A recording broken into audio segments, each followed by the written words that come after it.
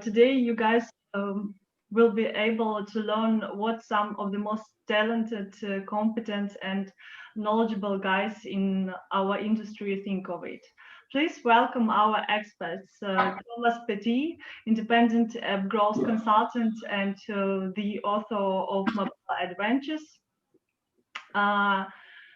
Andrea Raggi, performance marketing team lead at Feature. Welcome. Andrea is also the author of the SS deck. Ryan Goeden. Ryan is VP of sales at Kochava, and he has a 15-year background working with tech. And Johannes from Cramon. Johannes is an app marketer, and he's also a co-founder of Grow First. It is an app marketing agency based in Munich. Hey guys, welcome. I'm really glad to have you here. And before we start, I should say that we received a lot of questions from our audience, and the major part of them will cover during our panel, actually. And some of them will answer afterwards during the Q&A session. By the way, speaking of the Q&A session, I think there is a special button which is called actually questions and answers, and please feel free to enter questions if such will appear during our panel right there. If we have enough time, we'll answer them. If not, we'll try and we'll do our best to answer them afterwards. So let's start, okay? So today, again, we are talking about iOS 14 and the deprecation of IDFA. And here is the first talking point, the first question we'll cover here. And it sounds like that. I think all you guys saw it on our website already, but I'll repeat. iOS 14, what's new and how it already affects the app marketing? What do you think, guys? Who will start? Johannes? I'm going to start. I think basically Apple will turn around the logic of the former limited ad tracking LAT, which formerly was a tracking opt-out for third-party apps, which resetted the IDFA, the ID for advertisers, and all to zeros.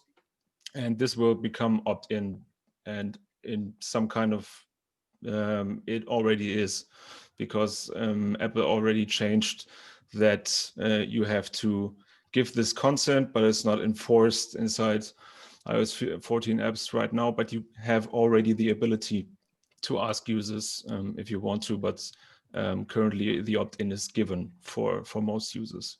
Yeah, I think that's basically the issue we're talking about, right? Yeah. Anything to add?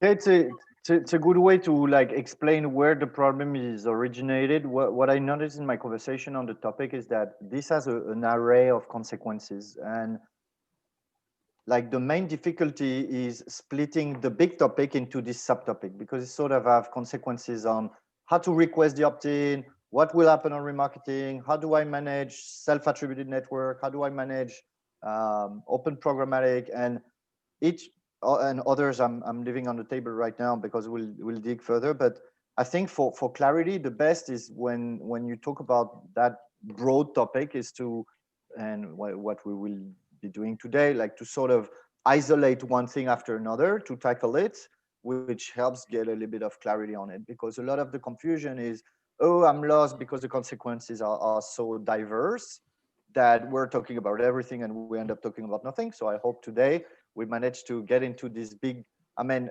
Johannes summarized really well why it's happening. And now we'll dig into these subparts, I guess. But I noticed the confusion came from that for many people. Yeah, right, you are, Thomas. And that's exactly what we're going to do today. We're going to deconstruct this topic and to make it a little bit more clear for all of us. Andrea, Ryan, do you have to add anything? Yeah, I'll just add real quick that in addition to this ATT framework, Apple also published a big update and is now emphasizing the importance of their SKAdNetwork framework. So SKAdNetwork has actually been around for a couple of years now, I think going back to 2018, but it sort of flew under the radar. Nobody really used it. And it was largely limited to just doing attribution of installs, sort of fully contained within the iOS environment.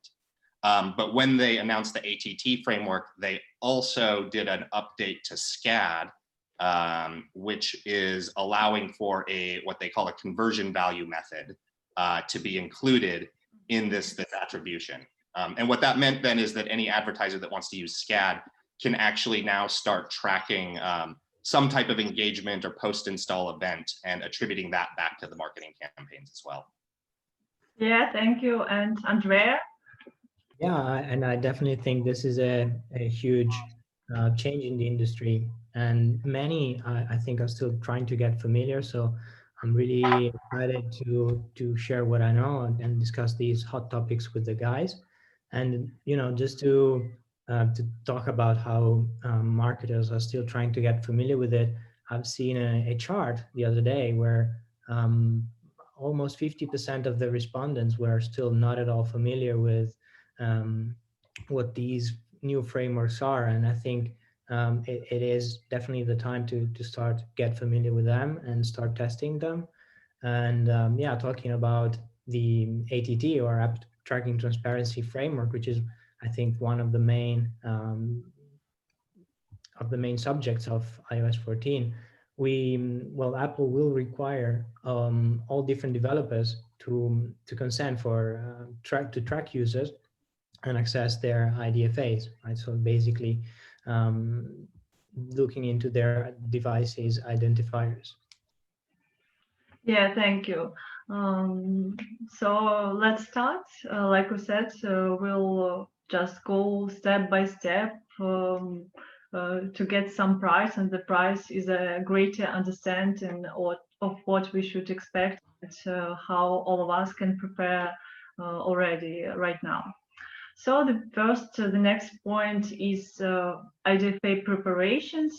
What we should do to get ready for IDFA deprecation. Ryan, could you start, please? Yeah, absolutely. So I think there's quite a long list of things that need to be done. I'm not going to cover each and every little thing. Although I will say, I know we've got some content on our website that kind of gives a little step-by-step 10-point plan. If you want to see that, let me know. But I'll just cover kind of at least some high-level things that I think app marketers should be thinking about and planning for. So the first one, actually kind of following on your point, Andrea, is kind of recognizing the fact that this is still a big unknown and a lot of people don't really know that much about it. And so first and foremost, it seems obvious, but just learn this stuff. Spend some time diving into what does ATT mean? What is SKAdNetwork all about? How does it work? And start thinking about linking your sort of, long-term marketing performance metrics back to this framework and the way that it works. With the idea being that you really need to go, and this is kind of my first main point, is learn this stuff and then talk to your partners about it. Because everyone's working out plans, it's kind of a moving target, and so the more conversations you're having and the better informed you are, the better ability you're going to have to sort of ascertain what to do. And as we said, like not a lot of people don't know, so it's just kind of unfortunately on all of us to learn what we can about it. The second thing is maybe not everybody's favorite topic, but I would start getting your legal team involved in these discussions because, as we think about this ATT framework, this also sits against the backdrop of a bigger privacy push that we're seeing across the world. And so things like privacy legislation come into effect, as well as, complying with the terms and conditions of Apple. And a lot of these things are moving targets. It's constantly changing. And so I would recommend, starting to incorporate that kind of aspect to it, getting input from your legal team in these conversations earlier. because as you think about prompting for consent to share data, it's also a good time to be thinking about just consent management overall from a legislation perspective too. A third one, again, kind of stating the obvious here, but I would recommend that people actually try to pilot some SKAdNetwork campaigns. The technology is already out there to utilize that. And so there's no reason to wait until the ATT framework is enforced to then start doing it. You have a lot of tools at your disposal now to actually test it out and do some pilot campaigns. And then finally, just to, kind of thinking a bit more kind of big picture here, there's this ability to track users at an individual level and share that data with other partners is largely going to go away. And so I think that there's that kind of increases the importance of both advertisers and publishers to think about their first party data and what can they learn about their audiences, both from selling advertising and buying advertising perspective, and trying to learn as much as you can so that you can ultimately try to find the right channels for you. So yeah, kind of thinking about your use of first party data to understand your users. Yeah, thank you so much, Ryan.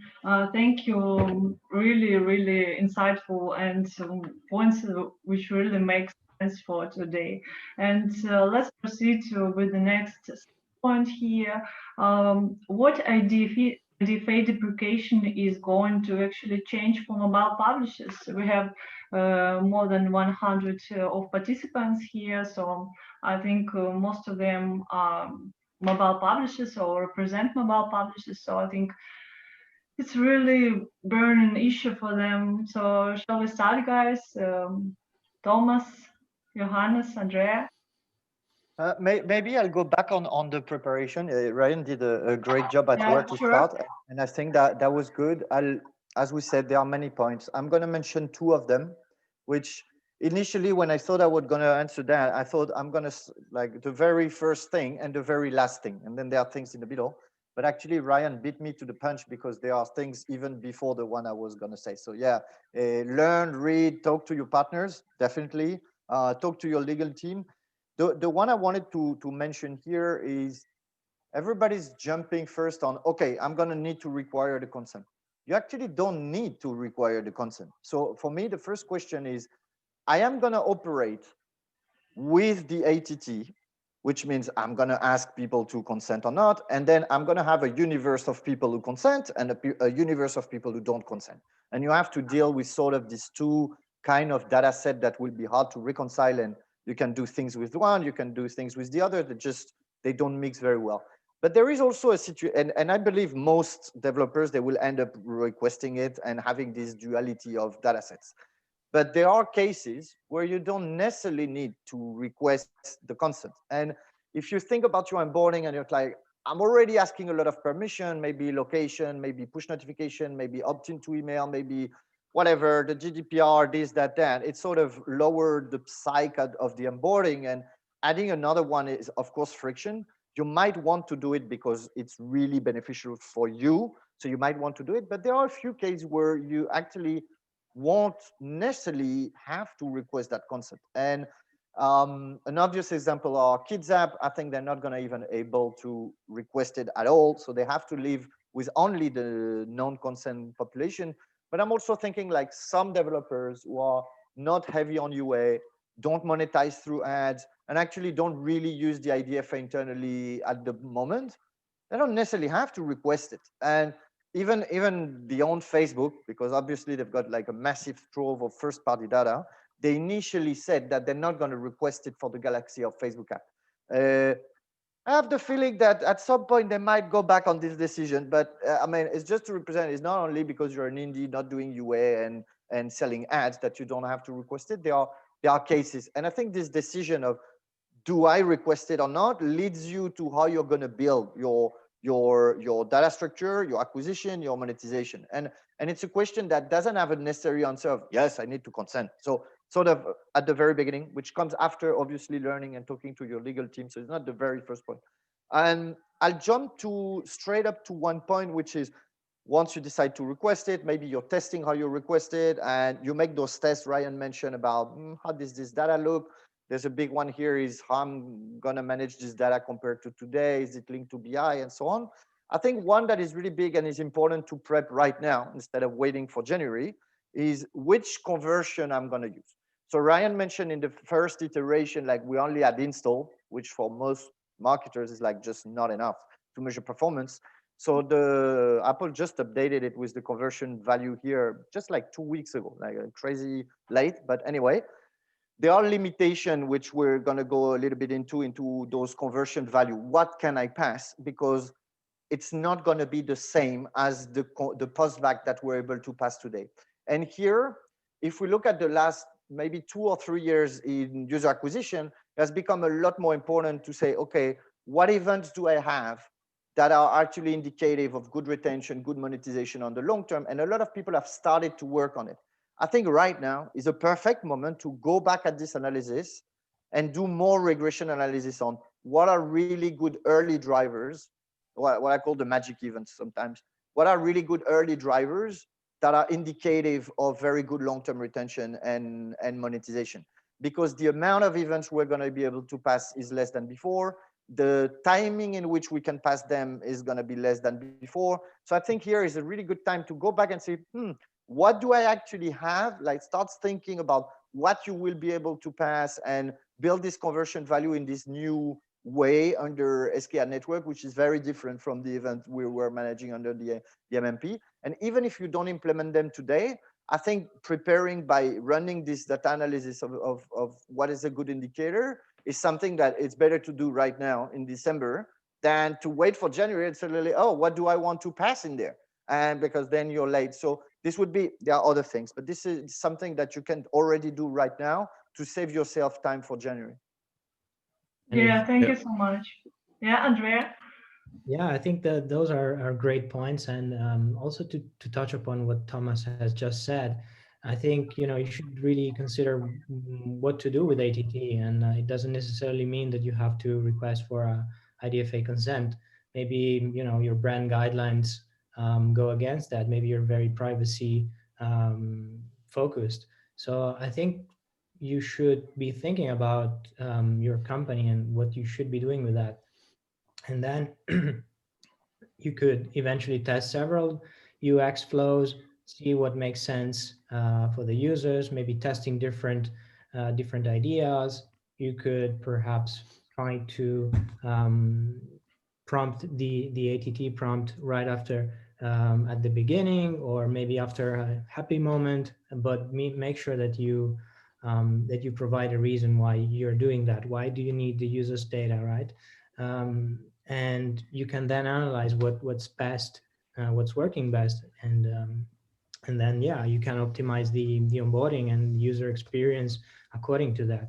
And in the end, you optimize the user experience, but also minimize churn, which in the end is a win-win situation.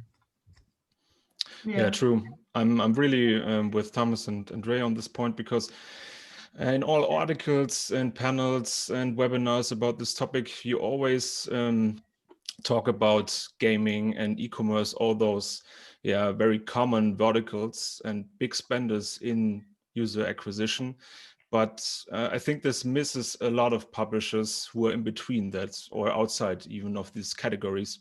And it really depends if ATT makes sense, or you can do this actually, and also the transformation of the current event tracking setup into conversion values, in which vertical you are in and what the business model looks like you're aiming at. So I think it should really be the first question.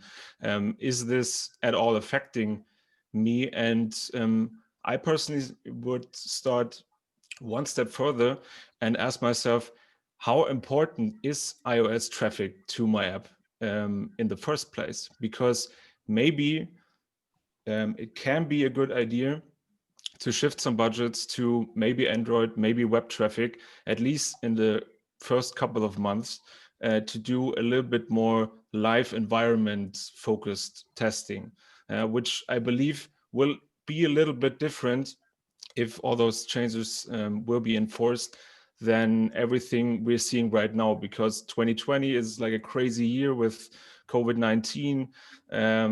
Right now we're having this end of the year rally where everyone is spending a little bit more, a little bit different than the other months. So maybe it's at least one thing to say, okay, maybe I can shift some budgets from iOS to other platforms in order to test this live, and then ask myself, can I do a pre-screen for ATT? Is this viable for my business goals, etc.? Yeah, thank you so much, Johannes and Ryan. Do you have to add anything, or we should proceed to our next point? Just for clarity's sake, are we on kind of the topic of what are the effects of IDFA going to be, and sort of how? We are just moving right here. We are moving to this topic. Yes, like Ryan said, next point is IDFA effects. What IDFA will actually affect and how, in what way? And since we have talked to you right now, Ryan, let's discuss what is the role of MMPs in this context. Since you work for Kochava, we are all really interested in what you have to say at this point. Yeah, of course. Yeah, I think I could talk about that a little bit. So to some extent, I think this question kind of harkens back to a lot of questions that I would get back in sort of 2012, 2013, 2014, when advertisers would come to me. So at the time I was working at a mobile ad network, but I was kind of looking at attribution. And one of the questions that we'd always hear advertisers say is, hey, this attribution, it's done just using the IDFA, it's not so complicated. We're not gonna use your service. We're just gonna build our own attribution technology and bring it in-house. And there are some high profile advertisers who have done that with kind of varying degrees of success. But by and large, I think that question was answered with two things. One is that don't underestimate how much work it actually takes to build your own attribution tool. And then second was kind of the emergence of the importance of MMPs as a neutral arbiter of when it came to sort of establishing a single source of truth for the effectiveness of your campaigns. And this is what played out in kind of, the early 2010s. And I see these points as being somewhat analogous now and a bit useful now when we think about what's going to be the role of an MMP if this is the way the industry's going. So just as one kind of one point there is the idea that we are a bit of a neutral arbiter or a neutral party to establish what conversions are happening. And while SKAdNetwork is going to work differently than the dynamics back in 2012, nevertheless, having an MMP that's able to ingest your conversion data and report on it does create a nice sort of third-party aspect to establish what is true. Because one of the things we see, and this has been the case for a long time, is there's always going to be elements of data discrepancy between advertisers, publishers, ad platforms, et cetera. So there's still some importance of an MMP to be kind of that neutral third party.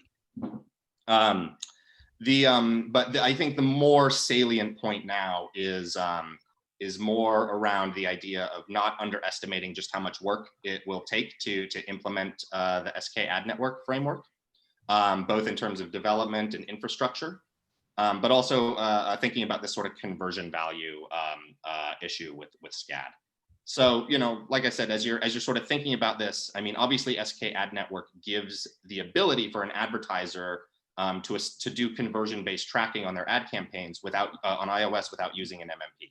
That is there, but it's a lot of work to implement and manage this. And an MMP, any MMP, not just us, we've already done a lot of the heavy lifting on this. We have the infrastructure to be able to ingest ad signals. We have SDKs that are wrapping these conversion value methods and making it a lot easier for an app developer to implement SKAdNetwork than if they were to go it alone. So like I said, kind of hearkening back to the early 2010s, don't underestimate how much work it actually takes. And an MMP really can be a way for you to take some of the heavy lifting off yourself.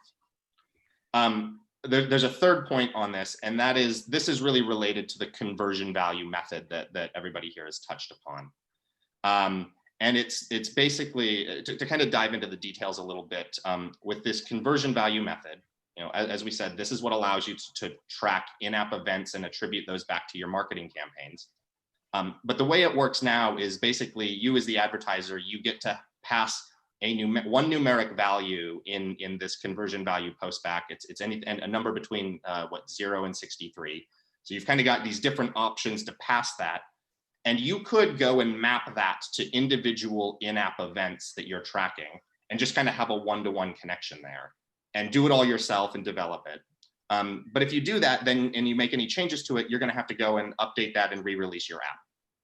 And so that's an area where, again, an MMP can really be useful, because what we're finding is certainly us and the other MMPs as well, is they're building sort of more clever frameworks on top of that conversion value method that can then be utilized and changed and tweaked server side, so that it doesn't require updating the app every time.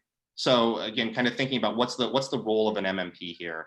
I think there's quite a lot of value that can be added by providing really useful frameworks to utilize this conversion value method that then doesn't put all the onus on an app developer to have to figure it out all themselves, implement it all themselves, and then have to, you know, manage the ongoing updates of that. Yeah, thank you, Ryan. Ryan has just mentioned SKAdNetwork. Actually, we'll cover this SKAdNetwork a little bit later. We'll proceed to it soon. But now we're still discussing what IDFA will actually affect and how. We've talked about MMPs. And another burning question is how will ad networks actually be affected? Andrea? Yeah, so I think there's going to be winners and losers. And yeah, we can start from the losers. And the losers are definitely going to be Facebook and their audience network, lookalikes. And we can already see how their inventories are declining. And that's due to the fact that IDFA zeros are not being targeted in their ad networks. And also I've seen one question, and that was asking how many zeroed IDFAs do we see now? Yeah, right.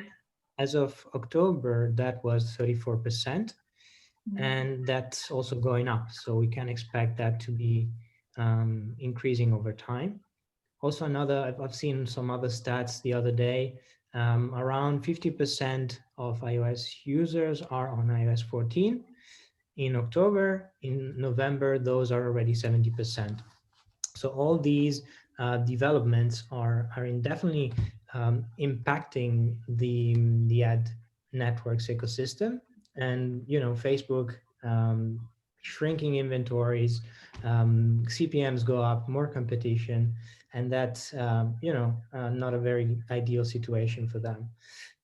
Also, another thing that we have to remember is that Facebook has said in a recent study that approximately 50% of their revenue could drop if without the personalized ads, right? So the deprecation of IDFAs and the lack of deterministic data is certainly going to impact them. On the other side, though, we can say that there are some channels that could get winner out of this, and I'm thinking of ASA. Maybe even there's going to be more budget shifted towards ASO, and I think those will become more important next year, but also, you know, in the short term, maybe even now, start testing what makes sense for you and start thinking about, I would say, blue ocean strategy. Don't stick to the red ocean strategy, which means, you know, focusing on the same old solutions, on the duopoly, Facebook and Google, but think of different ways where there's less competition, there could be more opportunities for you to take advantage. Yeah, I have a question on this. Sorry, just come to mind on the topic of ad networks. So mostly outside Facebook, Google, and Apple, since fraud is a very big problem there, especially with the smaller ones. Do you guys think this will improve the situation on iOS? Because Apple itself will verify if a click or an impression will lead to an install or a conversion. This should be a good thing, right? So my idea is that maybe it's a good thing for this type of fraud, but maybe also easier for fraudsters to mix in invalid traffic, because you can track on the user level basis. Maybe that's a good question for Ryan, I don't know. I'm not so familiar with the topic because we mainly focus on the big ones, and there's fraud not that kind of a topic if you take Google Display out of the equation. But I don't know, I'm not sure if this is good or bad in the end. Yeah, Johannes, I think that's a great question. Definitely something we're thinking about. I'm not going to pretend to be a savant and say, yeah, this is exactly how things are going to play out. But there's two areas with fraud that we see as potential ways that fraud could increase. But I would balance that out with, I think you make a valid point there, that by Apple owning some of the attribution, that maybe certain types of fraud might decrease.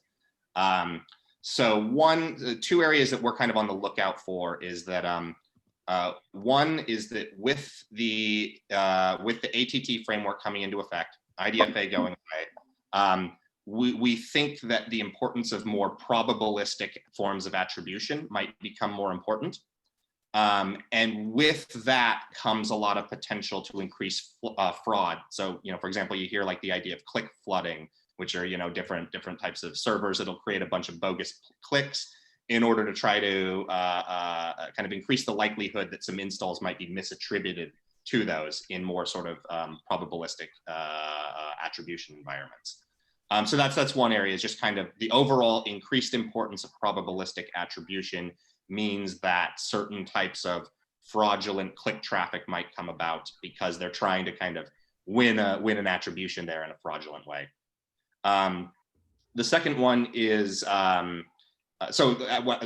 final point on that last one. That's more of click flooding is something we know about. We have tools for that. So all I'd really say is that might become more prevalent potentially. Now, a kind of a new emerging type of fraud that we're sort of anticipating. I'm not saying it's going to happen, but just something we're trying to be aware of is bogus IDFAs being created in order to create, sort of the types of traffic that maybe aren't actually real. Because what we see is that, for the small subset of users, whatever that is, that do opt into app tracking and allow for their IDFA to be shared, that's going to be a premium source type of traffic, because you can do all the things that we're used to doing now. And it just seems like that's too enticing of an offer for fraudsters to not try to find ways to create a bunch of sort of bogus IDFAs that give the appearance of users who've opted in. Yeah, thank you, Johannes, for your question, and Ryan for your answer. And now let's discuss what will happen to retargeting due to the IDFA deprecation. Johannes, I know that you have to say something at this point.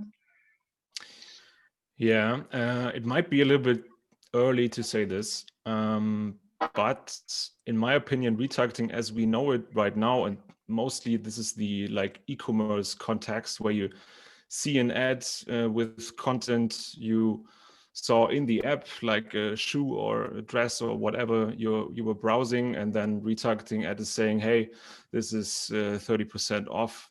So this typically retargeting context is, in my opinion, maybe disappearing almost entirely, because on iOS, of course, because the main reason for this is retargeting is very tied to the UX of an app. So it's much more important to get the content right in the ad, and then the routing, the deep linking into the app.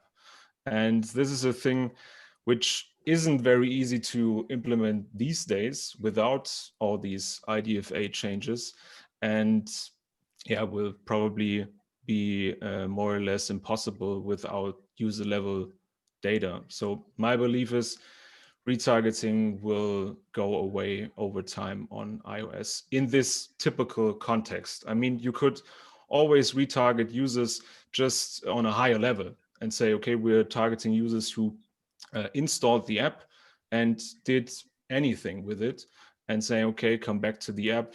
Here are some features who are really good and people might not know about, something like this, or here are new contents within the app, but not like this targeted as it used to be. Yeah, thank you, Johannes. And now let's move to another interesting talking point. It is dedicated to IDFA strategies and sounds like how to work in the post-IDFA reality. What recommendations and tips you guys can give app marketers now? Thomas, I would ask you to start. I thought about something else, but I think I'll bounce on what Johannes just said so that we transition smoothly here. And let's say that retargeting capabilities at user level are entirely gone for remarketing. I mostly agree with that. But so let's say this is the situation. One strategy you need to work on is, what alternative do I have for re-engagement? And I think here, at least the way I see it, I mean, remarketing can be a very powerful tool for a lot of apps. And actually, I've seen it going way up this year. I don't know if people are anticipating it's going on or whatever, but the way I see it, you remarket people when you don't manage to re-engage them on your first-party properties. Like sort of, if the user is still opening the app, you can do a lot of things like in-app message, live ops, and so on. User has the app but doesn't open it, you still can push notification. Even if you remove the app, you can still email it. And all of those, they're very complementary to remarketing. They're not better or worse, they're just complementary. The thing is that if remarketing goes away, then one strategy you should think about doubling down on are this alternative on re-engagement. And where are you on this tactics of life cycle? If you are doing very little there and a lot of remarketing, it's time to think, okay, I need to actually, which I mean, it's not the same. It's not going to bring the exact same, but you will avoid the loss before it happens, and there's probably gains for you to have. So if remarketing has been very important for you, and it is for a lot of gaming and e-commerce, due to the repeat nature of valuable user, I think it's the time to double down on CRM, on push, on live ops, and move sort of your focus from re-engaging user outside to re-engaging user on your property, maybe within other apps, maybe on your website. There's a lot of, so that's one. The other one for me, which is kind of big, and it's not really a strategy, it's also part of the preparation, but strategically thinking is the way you will measure your UA effort on which channel it is, whether it's a losing channel or a winning channel, like Andrea said. I think the perspective is going to be very different because the nature of the data is going to be very different. And I think here people are not very prepared on what's ahead of us in terms of how the data will look like. So you can preview what SKAdNetwork data will look like if you run this test that Ryan mentioned. And most MMP, they already provide like, hey, look, this is how it's going to look like. So you can go to whichever MMP you have, and they already have modules of, this is what it's going to look like. So you start interpreting of, what am I going to do with this? And how I'm going to look at my campaign. And if you think, for me, like the way I see it, acquisition has a bit of two approach. One is, how do I optimize my campaign? I'm the UA manager. I want to get the best of it. I want to get profitability out of my campaign. This part is going to be rendered really hard because we don't have impression view anymore. The data is aggregated. The conversion are earlier than before. The optimization is going to be a lot tougher than it used to be. But on a very strategic level, let's say you're the C-level, you're the CMO, you're the one making the decision. I'm putting 30 here to Facebook and 20 here to Liftoff and 10 here to search ads, whatever. Like, I don't care which it is. I think here it's a really good time to get prepared of, okay, the reality I've lived in about the profitability of each is going away.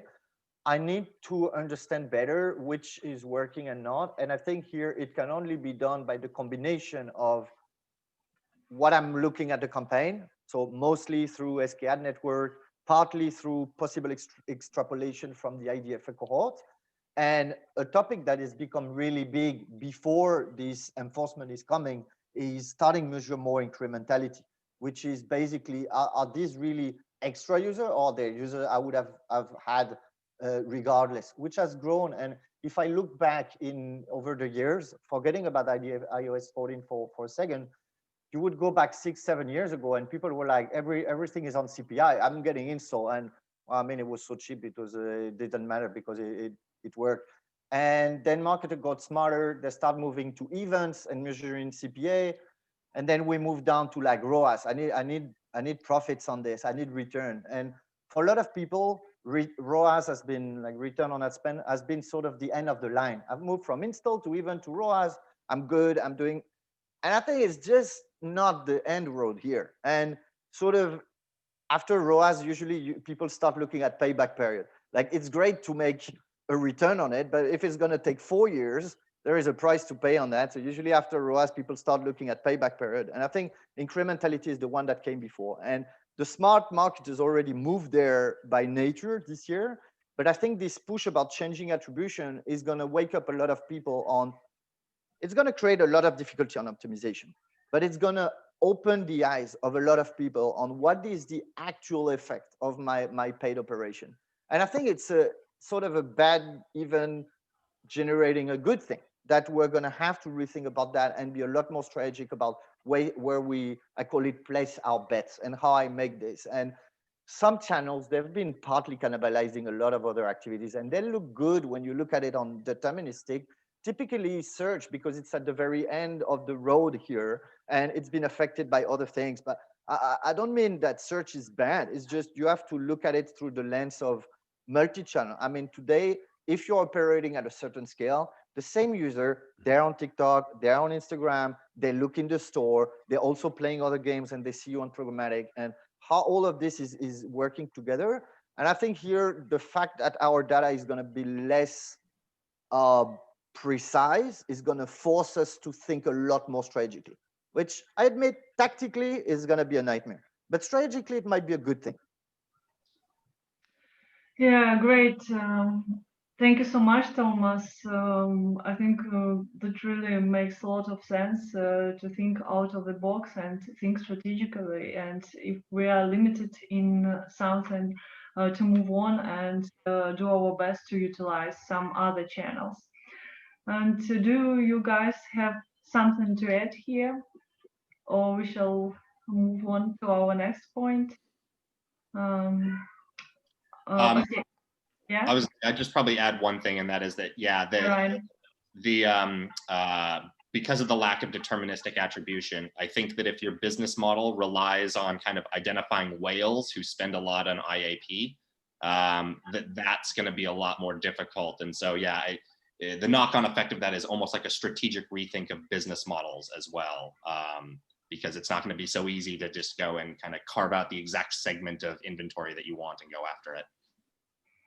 Yeah, thank you, Ryan. And you previously talked about SKAdNetwork. So the next sub point here is how SKAdNetwork works and what its limitations are. Maybe I should ask Andrea. Yeah, the SKAdNetwork, Ryan said right at the beginning, was launched in 2018. I don't think almost anybody has ever used that, but it has gotten some interest lately, right? And it is this anonymized attribution solution that enables to keep tracking installs coming from different networks, but without compromising anonymity. So that's the key word, right? We've been talking about deterministic, and from that deterministic and individual data targeting, we're going to move into having aggregated data. So no user level data, no capacity to measure specific users, to attach them to a specific campaign or network. We're also moving from deterministic with the SKAdNetwork, with what we were used to, from deterministic to probabilistic. With the SKAdNetwork, we're gonna get limited signals for campaign optimizations. It is really impossible to attach real revenue figures to the advertising efforts. We're also gonna have only 63 conversion events, so you'll have to be super strategic about how to choose them in an appropriate way, making sure that possibly you select early funnel events, because we're also going to move from real-time optimization to delayed data. With the SKAdNetwork, there could be a delay of up to 24, 48 hours, depending on the timer. So I'll go back on how the SKAdNetwork works. And, you know, basically when a user decides to click on an ad, then the specific ad network generates a signature. Then the signature is stored as the user installed the app. In the meantime, of course, you have registered for SKAdNetwork. You've made sure that it's available for your ad networks. And you know, after that random timer is set, the ad networks receive a confirmation via postback of that install, and then the install can be verified. So it pretty much works like normal attribution, but you know, it is aggregated data. There's no cohorted data, and yeah, it is very important that you also start working on that right now, because as we said before, those inventories, perhaps on Facebook and self-attributing networks, the inventories are shrinking, so there's more competition. And yeah, also one of the limitations of this is ad fraud, which was touched upon a little bit before. The event conversion values will be unsigned, which means that the app developers will not be able to verify whether the event took place in the way they're used to, and this could open the door to fraud. Also, re-engagement is not factored.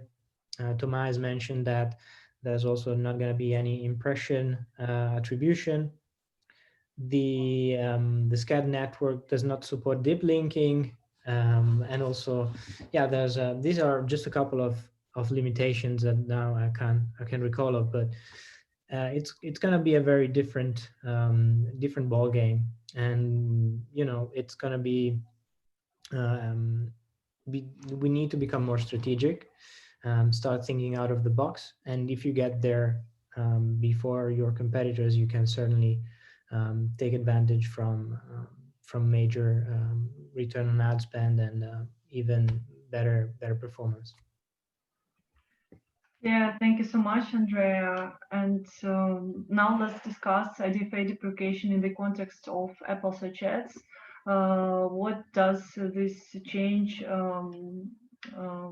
bring to mobile publishers in terms of this channel? Do they get some new opportunities in terms of Apple search ads? Johannes, could you please cover this point? Yeah, sure. So someone mentioned it earlier, Apple made an exception to ASA for all these IDFA changes. So this might be the only way to reach users without consent, because they won't see any app install ads on other platforms like it's already the case with Facebook, for example. But I think in the current setup, this won't change much for publishers, because we have this really search-focused ad campaigns on ASA. But if they move a little bit more to a display-like environment, like with the text, with the tests in the news and the stocks app right now, then this lack of scalability they have right now with ASA, so it's very profitable for most publishers and verticals, but not that scalable for many of them. And this can be a solution to this. If they move into display or maybe other channels and have always 100% of users they can target, with the exception that users with LED on and off are not behaving the same in most scenarios. So they should be treated like different user groups, because the ones with LED on are a little bit more privacy focused and a little bit more aware of the things which are going on in this tech environment in whole, if you want to. But you can also talk to those users within ASA, and that's in terms of what Ryan said, when you're targeting whales or very specific target groups which monetize better on iOS, this is very valuable, I think. Yeah, but it's hard to say right now how this will look like, because we are in the really early days and beta stages of those display text, and search will always be limited in the App Store. So there's no scalability, I think. Yeah, thank you so much, Johannes. I'll complete something here, Lina. Thomas. Even though I agree with like the observation, you know, the limited scalability of pure search, and if Apple is going to move away from that, there are two bits. Like there's one thing I want to specify, which is today on Facebook and Google, because they rely heavily on the IDFA, they're not showing the app install ads to the LAT inventory. You can reach them through search ads, through ASO. You can also reach them outside of the walled gardens, because Open Programmatic would still target them. The SKAdNetwork will target them. I think here there are two things to consider. One is, do they see the ads or not? So on Facebook and Google today, the answer is no. On search ad, it's yes. On SKAdNetwork, it's yes. And how do I track them? So typically today, search ads show the ads to the LAT people, but they don't report them to you at all.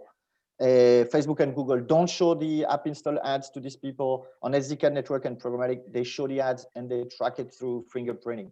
So there are always two things to consider. Do users see the ads? Yes, no. And how do I track them? I think this situation is very much of a today situation. And a lot of people have not been aware that sort of this inventory was missing for a very long time. They get aware this quarter because this percentage is rising a little bit. But I think next year is going to be an entirely different situation, in the sense that Google and Facebook cannot go. I mean, I don't know how they could escape by showing only the ads to 70% of the inventory. They're showing other ads to these people, like web ads, the e-commerce, direct to consumer, and so on. But next year, they're not going to do it, you know, for everybody they don't know if they can consent or not. So at the moment they will start tracking through SKAdNetwork, the reach on this network is going to go back to 100%. The trackability is going to, that's due to the fact that the trackability is going to change. If they track it through IDFA, they decide not to show the ads. They track it through SKA, they will bring back. So the situation is a little bit about to change. And I wanted to make sure like that point was clear. Going back on the specific question of search ads, I think here, the reason Johannes was speculative about it, and I would completely be aligned, is that we don't really know. We don't really know what Apple intends to do with this display network that they've been testing for like 8 months and didn't tell anybody about it. It's just been spotting it a while, but they didn't communicate anything about it. My personal bet is that they're going to realize that news and stock has the same problem as search, is that it's very limited. I mean, even though there are millions of people who are looking at Apple News, it's not going to have the scale of another ad network. So I'm betting this is a first step towards something much bigger, but that will take a little bit of time. And for me, the biggest unknown here, and of course, we're not here to raise more unknown. We're here to answer a few questions and things that we know, but there is a big unknown on the Apple side, is they have not communicated how we're going to track search ads next year. And the user are going to see the ads, whether they're LAT on or not, whether they consent or not. But as far as everybody know, Apple search ads is not going to be tracked through SKAdNetwork, and Apple has not told us how it's going to be tracked yet. My personal feeling is they have something for themselves. The whole industry is going to go through SKAdNetwork. They will go through another system that they have not communicated yet about. If Apple is listening to that, hurry up, because we're a month there and we all need to prep. So tell us, like, you can do whatever you want, but at least tell us a little bit about it, like, because we need to prep. And here, I don't know why they haven't communicated on it, but they're working on a very thin line, because at the moment they start making an exception for themselves selling ads, this is a huge danger on, hey, you're not treating yourself the same way as you are everybody. You're the platform and you're selling ads and you've got an exception. Like everybody's got this system and you've got this system. And I think from a legal and anti-competitive point of view, this is at the very border of what can be targeted by the regulator. And that might be the reason why we don't know yet. And I can't tell you how it's going to be, but I can tell you I'm super curious how Apple will get away with, you're not tracking the same way as everybody else, but this is legit to the eyes of the regulator. And I'm looking at this topic with a high interest, also because I'm an operator on search ads and I'm very curious. But yeah, we need to prep. I'm a little bit concerned that in January we'll still not have the answer. So yeah, let's see how it goes. Kind of curious about that one. Yeah. Hey, Thomas, this is Ryan here. I don't know if this is totally relevant or if it's such a leading indicator, but one of our guys on our integration team, he noted that Apple like literally just released an API that allows them to claim attribution on users who don't opt into ATT and associate it with keywords. And I don't want to get too speculative on the long-term implications of that, but I don't know. It seemed like that might kind of suggest that they were going to go the SKAdNetwork framework. I definitely share your concern. I definitely share your, sort of thoughts that if they were to build their own outside system that kind of favored them, that seems like that would be quite anti-competitive. Yeah. It's still, at the moment, they haven't registered themselves as a network on SKAdNetwork, but they might move their back because the other solution is too dangerous. Maybe the other one is this API will be sort of an iteration of the self-attributed API that they're already offering. So I don't know, maybe it's going to be nuanced. It's going to be somewhere in between there. Very curious to look at this one. I'll be following on Coach Chava's blog and others, what they communicate on that. But yeah, it's late. I mean, we're a month from there and we have no clue how it's going to be done. So it's kind of, Yeah, and do you guys have to add something? Thomas have touched this topic, and Ryan as well, about changes in Apple's services and ads business. Do you have to add anything, or we shall move to another point? I wouldn't, I just kind of continue with one theme I had, which is kind of this idea of rethinking business models. And we sort of think that, like I said, whale targeting on IAP, huge business opportunity for a lot of app developers. That's going to be more difficult. And we kind of wonder if there might be a bit of a shift towards almost like higher value services that users that have like subscriptions assigned to them. And there's a lot of buzz about subscription-based businesses now. They tend to perform really well when they have a good business model. And so we kind of wonder if, a lot of these changes are ultimately going to sort of orient app publishers towards doing providing services that have a subscription tied to it. Yeah, I'd second Ryan on that. And I think when Apple announced this change, some people thought, oh yeah, it's because they're privacy focused or they implemented this for the benefit of the user. I mean, it's partly true. You can buy this narrative if you want. Some other people started saying, oh, they want to sell more ads, so that's why they're doing it. They want to favor themselves. I think this is still pretty unknown, like just Ryan and myself commented. But too few people are commenting on this shift of business model. And there is here something that is clear is that when you monetize through ads, Apple is not seeing a cent of that. When you monetize through subscription or IAP, Apple is getting 30%, in some case 15%. I don't want to open that Pandora box today, but they're getting a cut out of it. And for me, this is a major incentive for Apple to have made that move, is that if they provide a strong incentive to developers to monetize more through the place they get a cut versus the other one, it's beneficial for them from a business perspective. So this was not a pure user-driven move, but also, I mean, there are several reasons that telescope each other, but this one is a strong reason for Apple to keep developing this services business by incentivizing developers to move to the subscription, or IAP doesn't have to be subscription. I think this is a strong reason we're seeing this change. Yeah, so I totally second Ryan on this. Yeah, thank you. Thank you, Ryan and Thomas. Yeah? Andrea? Just one very last thing about, you know, business strategy and Apple's business strategy. What I think they're trying to do is trying to become the leader in tech. And I think that, you know, the SKAdNetwork deprecation of IDFA is certainly going to hurt Facebook and its business model, and they're the main competitor. And with this move, I think they're also going to influence the industry with their view, and possibly, you know, kind of forcing and not forcing Google to follow the same step. Yeah, makes sense. Thank you, Andrea.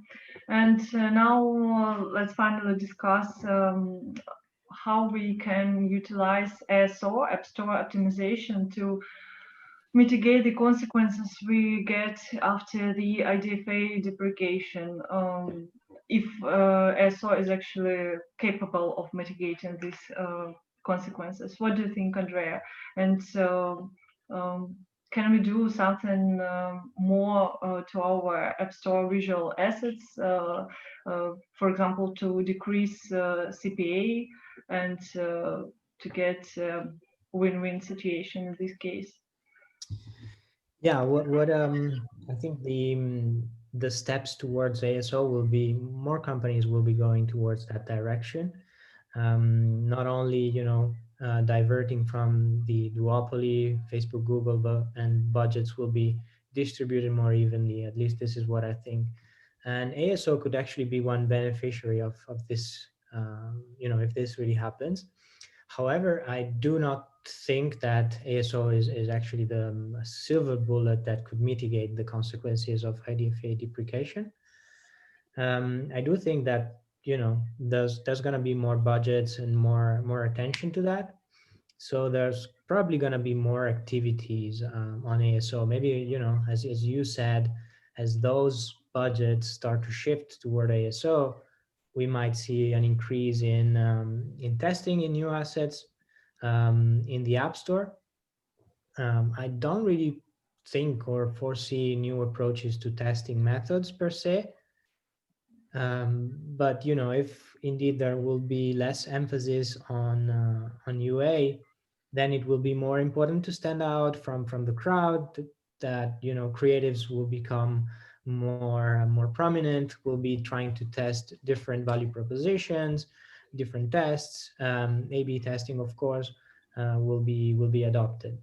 And I think, you know, in the coming months, this will become increasingly important, and not only for ASO. So creatives will start to play a much important role, but also for paid UA. And yeah, I think creatives will become a key element in converting users. Not that they were not before, of course, but it will be another weapon, let's say, that we should leverage more in the coming months. Yeah, thank you, Andrea. And speaking of paid UA, you've just mentioned, guys, could you please share what changes should we expect to paid UA, to performance marketing after this big common change with the deprecation of IDFA? Johannes, maybe you have something to add? Yeah, sure. Also hard to say what exactly will come into place next year.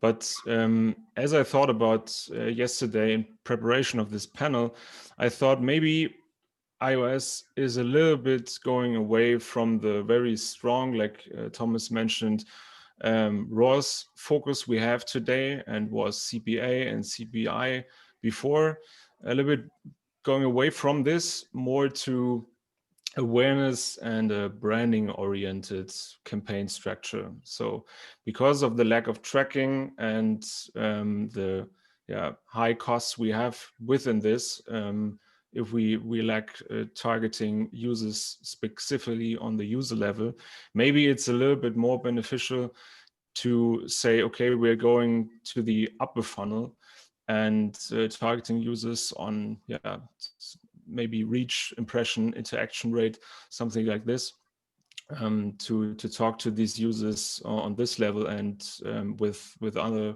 business goals. That's a thing I could believe is happening. And in general, I also believe that for many verticals, where the transition into ATT and conversion values, as we discussed before, is not that easy. Marketers will shift budgets away, simply as that, and maybe to other on iOS, but more and more also on Android, if they won't go a similar path in the future, which I don't believe, but maybe we'll come to this on a later stage. And also web, of course, with landing pages, with websites, also depending on in which business model you are in. Sure. Yeah. I'll bounce on that just to answer, because I think it's related, the latest question that Alex did on the chat, like asking how much more expensive Facebook traffic will become on average. And here, like sort of, I relate because it's related to the question how performance will evolve, even if it's a narrow scope of it. Yeah, sure. And here my answer is, it's not going to be more expensive on the inventory side. It might be more expensive for you because it's less converting and less profitable. So you might consider it's more expensive in that matter, that you made a less of a return from it. But I think it's going to be cheaper. And the reason for that is, one, you look at today, the networks who have LAT traffic versus IDFA traffic, and the LAT traffic is cheaper, somewhere between 60 and 30% cheaper. Does this mean Facebook is going to be 30% cheaper? No, but it means it is likely to be a little bit cheaper. Because I think here, even though in life, I don't really believe in the hidden hand in the market, I think if the targeting capability of Facebook and Google are going to be less because there's no lookalike, there's no user level data, all the machine learning they built on identifying these highly converting users, these wells and so on, is going to be less than today. And I'm not going to say it's going to be zero. They have very strong first-party data to make extrapolation, but let's say it's a little bit less powerful. It's likely that marketers are going to adjust and say, oh, I'm getting less returns, so I'm bidding less. I'm shifting budget on the web and on Android and on whatever, just like Johannes said. And all this is potentially going to put less pressure on the inventory. Also, we'll have 100% of the user on app install compared to 60 to 70% today. So I think there are several forces that align to make that the inventory, and I'm talking here about like purely CPMs, is going to go down as a reflection that the how do I convert an impression into $1 on my side is likely to go down because of the optimization. So the answer, and I think it's just a narrow point of your bigger question, but I think it answers Alex, like how much more expensive is going to be Facebook? Facebook is going to be cheaper on the inventory side. Your role is to make as much of it from a profitability point of view and from the limited data that you have. Is this lower price point still something that is worth for you investing on? This I can't answer. For some developers, it's going to be yes. For some other developers, it's going to be no. Like, and this is actually a very interesting question: is how you transform this inventory into retain user, into money. But I think the inventory is going to be a bit cheaper, and that joins what Andrea said about it, that this move from Apple is hurting directly its competitor and its rival in leading tech, because I mean, 98% of Facebook revenue is coming from the feed CPM and the audience network CPM. If CPM is going down, I mean, this is really bad for them. I'm not saying you should sell your Facebook stock, but that might be a decent idea, actually. Yeah. Don't take my investing advice, just as a disclaimer. Don't listen to that. Anyway, it's really very insightful. And to finish up, before we move on to our Q&A session, because I see a lot of questions here. Many publishers, many mobile marketers, as SOAR experts and UA experts are still asking us, are there any app marketing hacks that really work? Which hacks will stop working in the post-IDFA world? What do you guys have to answer on this question?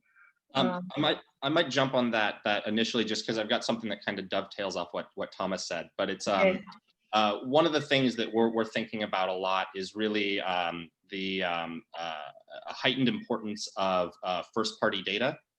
Both for publishers and for advertisers. For the publishers, the better ability that they have to segment their audiences and then allow for precise targeting just within their own system. So not relying on IDFA, but their own internal identifiers and their ability to serve ads to their targeted audience. We think that that's going to have a big impact on their ability to, sell at higher CPMs and kind of, maintain their margins there. But it really comes down to, having really good first-party data that you can use to segment your audience and target. On the flip side of that, from the advertiser perspective, if we were thinking, I mean, I don't particularly like the word hack, because I don't think this is a hack per se. I think it's actually, this is just doing your due diligence and really putting a lot of effort in to do a good job with this. But your ability to really understand exactly who your users are, so that you can then go out to the publisher world and try to find similar audiences, is really going to be a big impact, is going to have a big impact on your ability to get high quality users and ultimately turn a profit on that. But it starts with you having a good sense of who your users are. And to do that, you either need to be collecting your own first party data, so kind of thinking about your app and how you might collect that, or absent that, potential sort of audience enrichment type stuff as well, or maybe, looking at data acquisition. But yeah, I don't know if I'd call it a hack, but just thinking about like, how much can I really like pin down who my users are, then go out into the publisher world and try to find similar audiences. We think that's going to be a renewed importance of that, which ultimately is, really kind of a renewed importance in direct deals, which we often see on the brand side of things. So that's one thing that we're kind of thinking might play out. We had a little chat with Johannes previous to this about what hack are we going to recommend, and all. I think we both had pretty much the same answer. And here, what we see through what Ryan is saying is, this is not a hack that in one day you start exploiting your first party audience. This is a strategy you build over time. This is something that you have to think strategically for a very long time ahead and deploy progressively, and how do I enrich my data? And I think that is the answer. If you're looking for small hacks that produce a huge uplift tomorrow, well, good for you if you find one, but many of those, they're just temporary. And I personally hate the term growth hacking, because it makes think that small change, boom, plus 50%, and growth has to be thought through a sustainable point of view. So which hacks were efficient and not going to be efficient? In my opinion, thinking about hacks is already the wrong way to think. And is, which sustainable strategy am I going to put in place? And doubling down on your first party data is definitely one. But it's not like sort of a hack here. It's definitely something thinking big. And there is an anecdotal point that I still mentioned, not a hack, but like some strategies people have been developing, say, there's no more IDFA, and it joins a question. There was a question somewhere about the IDFV, the IDFA for vendors. And we've seen some strong consolidation, especially in the hyper casual space and gaming, like this year, big acquisition. And it's an open question. It's not an affirmative, but I was thinking, maybe these developers, they're preparing to have a bigger portfolio so they can exploit a bigger first party data across all these apps, and actually prepare to the fact that the IDFA in the outside world is going to be less. So maybe your internal portfolio IDFV is more important. And it led me to think something very interesting. Of course, doesn't apply to the big developers, but Apple just announced that they would lower the cut on developers making less than $1 million a year. And what this means is you remain independent. Let's say you have a portfolio of 10 apps who are each making $1 million a year. Then you have a strong incentive to keep them separated, to have a lower fee on it, which means that you're not going to be able to use the strategy of bundling them together to use the IDFV. And I don't think this is the reason why Apple did this change, and they have a much bigger reason to do it. But I think it was funny that they were making a move that also blocks part of this possible strategy that you might want to deploy if it's relevant to your case. Might be in some areas. Also a very narrow thought on the big question. Yeah, thank you, Thomas. And Johannes, do you have something to add, or Thomas has already presented your point of view here? He did actually. So I'm not a big fan of the term growth hacking either. Maybe a small point Andrea, I guess, mentioned early on. If you're searching for this hack, or how you want to call it, so this maybe a little bit short-term boost to your marketing strategy, which is, I'm totally aligned with the others, not the best way to think about it. But if you could think about it like this: to invest early on in new channels. Yeah? And this might be iOS 14, and with the campaign structures we have there, this might be something like TikTok. This might be a new ad network uprising. This might be Asia if new channels approach there. So taking these sometimes cheaper and good placements, if they come up, and don't just wait months before it's common knowledge and everyone does it, might be a little bit kind of a hack if you want to. So this is always a thing to consider in your strategy, along to this whole big approach into like Ryan and Thomas said. Yeah, thank you, Thomas and Johannes. And now let's move on to answering questions. We have really a lot of questions. You guys have sent questions previously and now in chat and in Q&A window. So let's mix it up a little bit, and I'll start with the question on iOS 14 installs. And Andrea actually has answered here in chat, but I think only co-hosts can see the answer. So Andrea, could you please voice this question and answer it? Yeah, sure. There was a question around the LAT on users in Apple search ads. So we have iOS 14 now, right? And with iOS 13 and before, the LAT on users were actually split between LAT on and LAT off. That is not going to be anymore the case. So you will be finding iOS 14 users only in total downloads. So Apple is not going to make any distinction anymore for between LAT on and LAT off in Apple search ads. Yeah, thank you, Andrea. And now I'm looking actually at questions in the Q&A chat. The question from Cramon: how would you like to see Apple develop SKAdNetwork to provide more valuable insights for marketers realistically? What do you think, guys?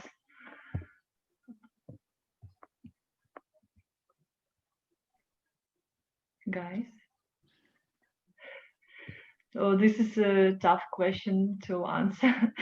Yeah. How is SKAd gonna evolve? That's the question.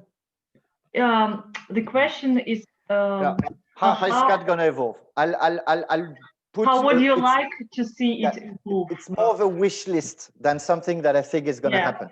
Is here for me, there is a fundamental. There are several fundamental problems in SKAd, but there is one that any conversion that is coming after day one is uncertain that you will get it because of how the timer is built, which is kind of a topic I don't want to dig too much, but the summary of it is everything that happened after the first day has a high level of uncertainty. And given that, I believe there is a wrong incentive here for developers to fit into the first day something that is valuable to them. So typically, I work a lot in the subscription business, and you see some subscriptions, they're very smooth and open about their paywalls, so you can experience the app before you reach the moment you have to pay, like for example in Duolingo. And some developers are a bit more what I call aggressive, putting the paywall very upfront.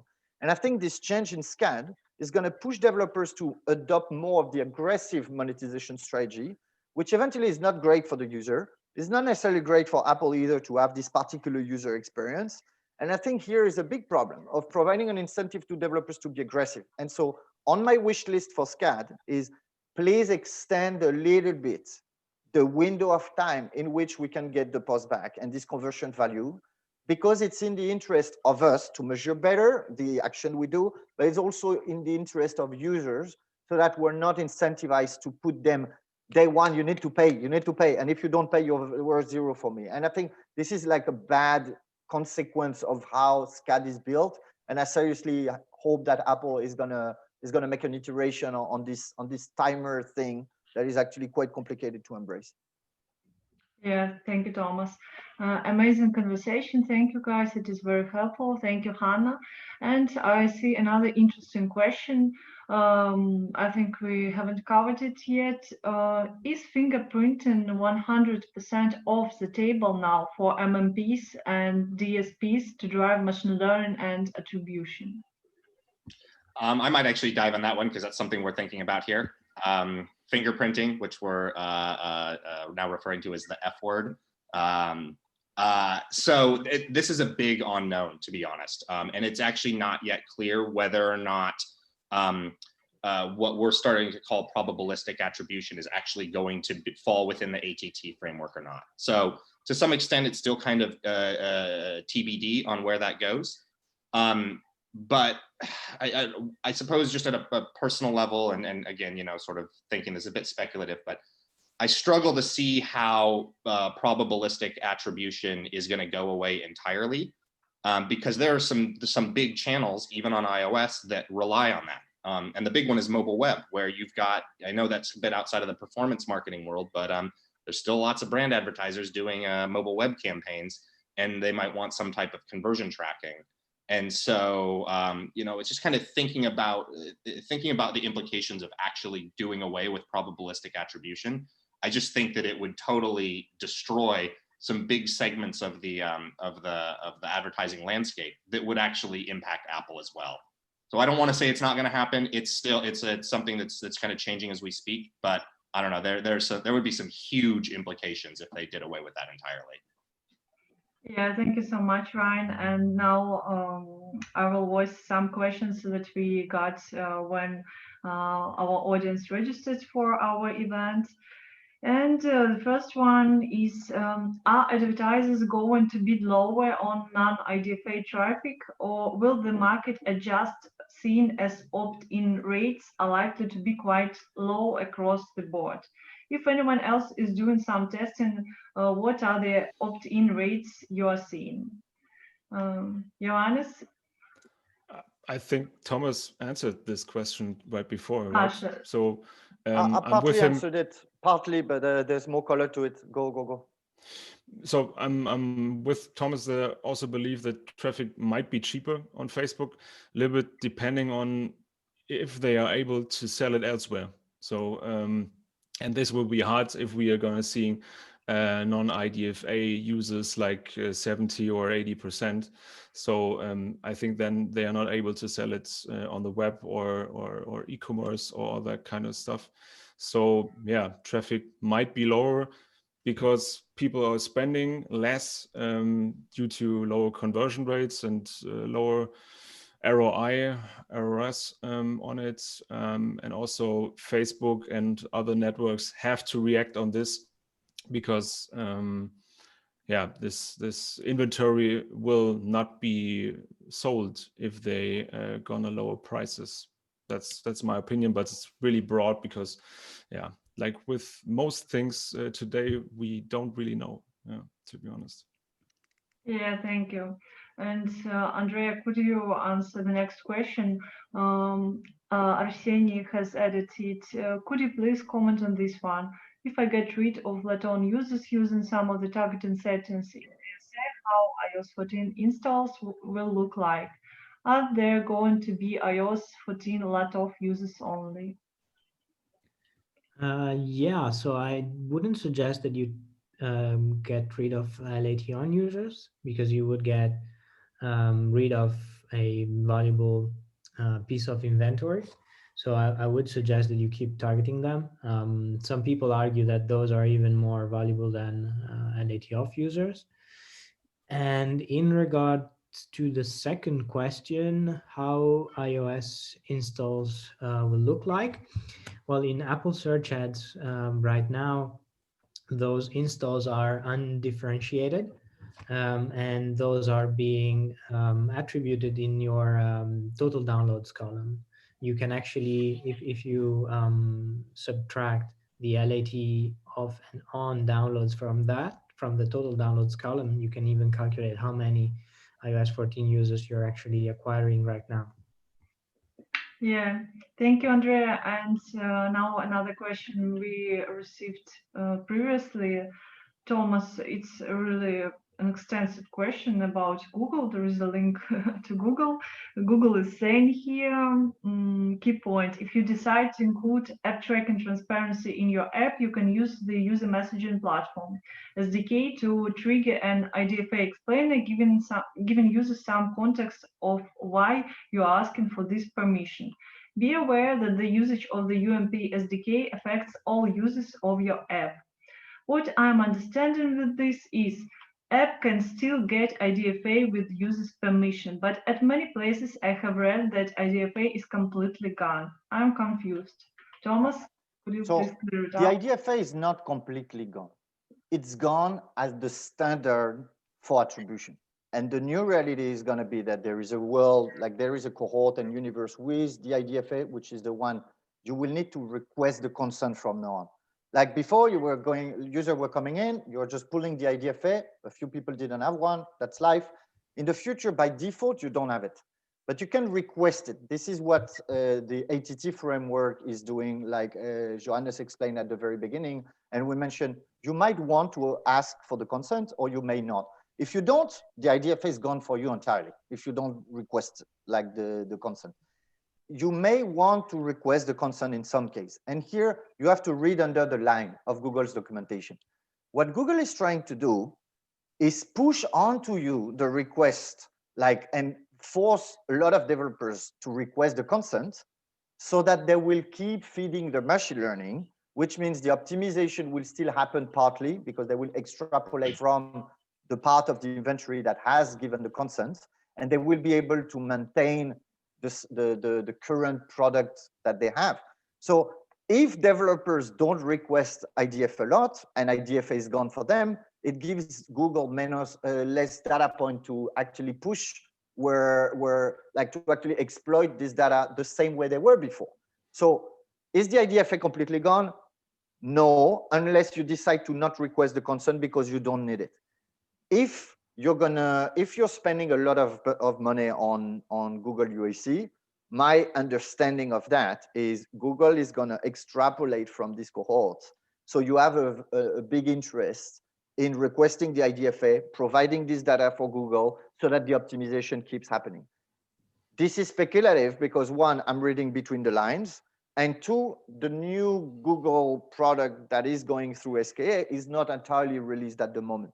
So it might go through changes at the last minute where I can't say exactly how it's going to be in a month because I haven't seen it by my own eyes. But what this text is strongly suggesting is they want to keep it extrapolating from the IDFA cohort, and then they push you to request. This is in their interest. It might be also in your own interest to align with Google interest and make this work. Yeah, I hope this brings a little bit of clarity on why the IDFA is gone and why is Google asking us to request permissions. Anybody disagree with my interpretation, which is, I admit, speculative? No, because I mean, they already do this to some extent with the search traffic, right? Exactly. They don't say it that like in Spotlight, but they're already doing this, so it might be the easiest thing for them to do. And maybe they're just pushing this a little bit further into 2021 because iOS is not their main source, it's Android, so they're not that depending like Facebook on this, and on Android they have first-party data all over the place, so they're in a pretty good position to just sit and wait what other mainly their competitors like Facebook and also to some extent Apple will do, and then react on short notice. So I've nothing to add on this, to be honest. I think that's a good way to think about it. Yeah. Oh, you have something to add, which was the search part. I think it was a valuable addition here. Yeah, okay. You got me on this.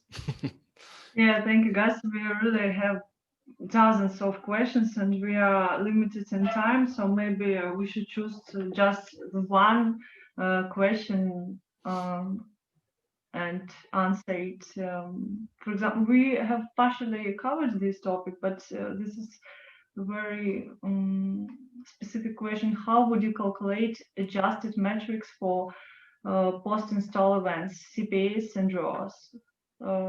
Shall we add something at this point? Can you repeat the question?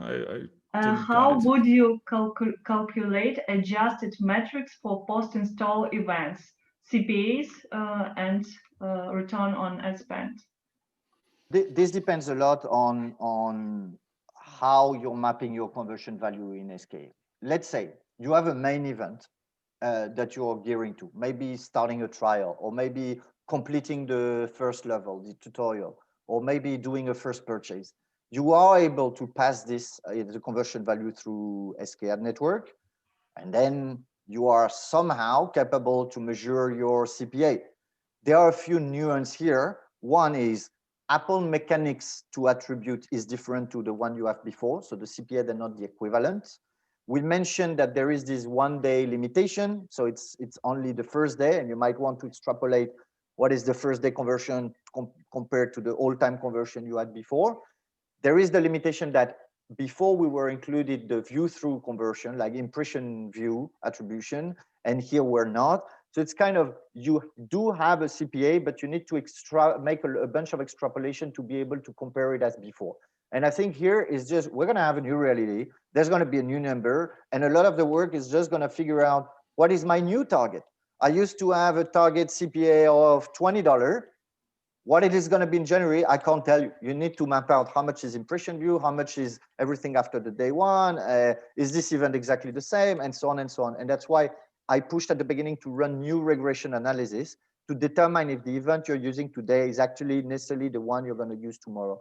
And will you keep using CPA and stuff? Yes, but not in the same manner as you were before, because the whole mechanics is different. Yeah, nothing will stay the same, I think. So let's finish up. Thank you so much, guys. Thank you so much for your, I wanted to say hacks, but no, for your really valuable and insightful tips. I've really learned a lot myself, and I think our audience, our visitors and listeners as well. By the way, guys, this panel is recorded, and we are going to put it to YouTube so that you could share it and again take a look. Magda, thanks a lot, very valuable. Thank you, guys. That was really cool, and let's see what happens now. All of us, all publishers, mobile marketers, at least can start preparation. Thank you. Thank you. Thanks a lot, everybody. Bye-bye. Thanks, everyone, and thanks to the other panelists. Awesome discussion, everyone. Yeah. Yeah. Good times. Take care. Bye-bye. These were Thomas Petit, Andrea Raggi, Johannes von Cramon, and Goeden. Thank you. Let's keep in touch. Cheers. Bye-bye. Bye-bye.